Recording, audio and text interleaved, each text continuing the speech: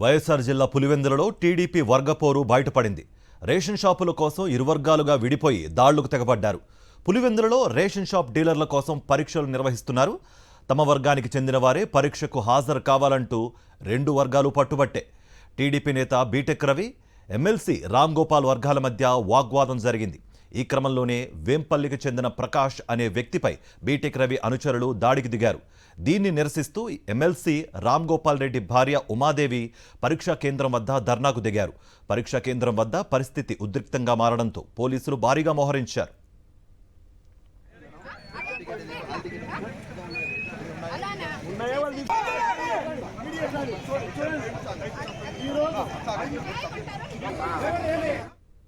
ఇదే అంశానికి సంబంధించి మరింత సమాచారం మా ప్రతినిధి శ్రీనివాస్ అందిస్తారు. శ్రీనివాస్, ప్రస్తుతం అక్కడ పరిస్థితి ఎలా ఉంది? మీ దగ్గర ఉన్న అప్డేట్స్ ఏంటి?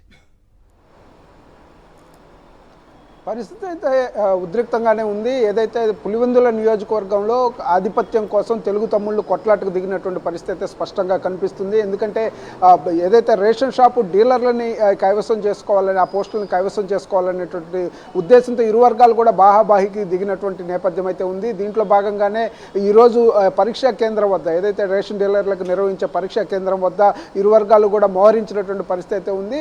మరోవైపు ఏదైతే ఒక వర్గానికి సంబంధించి బీటెక్ రవి వర్గీయులే పరీక్ష రాయాలి, మిగతా వాళ్ళు ఎవరు లోపలికి రావడానికి వీల్లేదంటూ అడ్డుకున్నటువంటి పరిస్థితుల్లోనే వాళ్ళని ఒక ఉద్రిక్త వాతావరణం నెలకొన్నటువంటి పరిస్థితి స్పష్టంగా కనిపిస్తుంది. ఈ నేపథ్యంలో ఇరు వర్గాలు బాహాబాహికి దిగడంతో ప్రకాష్ అనేటువంటి యువకుడిని పరీక్షా కేంద్రంలోకి వెళ్ళనివ్వకుండా అడ్డుకున్నటువంటి పరిస్థితి. బీటెక్ రవి అనుచరులు దాడి చేశారని చెప్పేసి ఆరోపిస్తున్న నేపథ్యం అవుతుంది. దీంతో ఏదైతే ప్రస్తుతంగా ఎమ్మెల్సీగా ఉన్నటువంటి రామ్ గోపాల్ భార్య ఉమాదేవి ఏదైతే పరీక్షా కేంద్రం వద్దకు వచ్చి ఆందోళనకు దిగింది, ధర్నా చేసినటువంటి పరిస్థితి అయితే ఉంది. ఇరు వర్గాలు కూడా మోహరించిన పరిస్థితుల్లో పోలీసులు, అదేవిధంగా రెవెన్యూ అధికారులందరూ కూడా అక్కడికి చేరుకొని ఏదైతే భద్రతా చర్యలు చేపట్టినటువంటి నేపథ్యం అవుతుంది. భారీ స్థాయిలో ఒక యుద్ధ వాతావరణంలో అక్కడ ఏదైతే చిన్న రేషన్ షాప్ డీలర్ పోస్టుల కోసం కూడా ఈ విధమైనటువంటి వర్గపోరుతో కొట్లాడుకుంటున్న పరిస్థితి అయితే స్పష్టంగా కనిపిస్తుంది. ఇది ఒక్కటే కాదు, గతంలో కూడా నీటి సంఘాల ఎన్నికలకు కానీ, అదేవిధంగా ఇటు ఇసుక క్వారీల టెండర్లకు సంబంధించి కానీ, మద్యం షాపులకు సంబంధించి కానీ ఇటే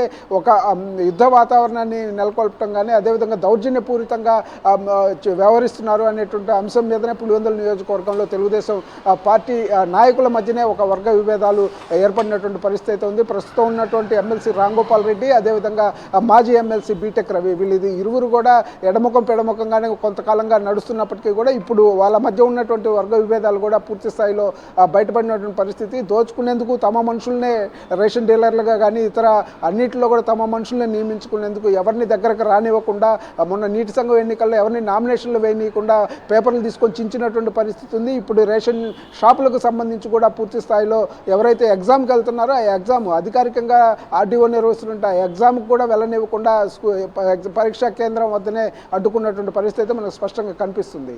కార్తీక్. రైట్ శ్రీనివాస్.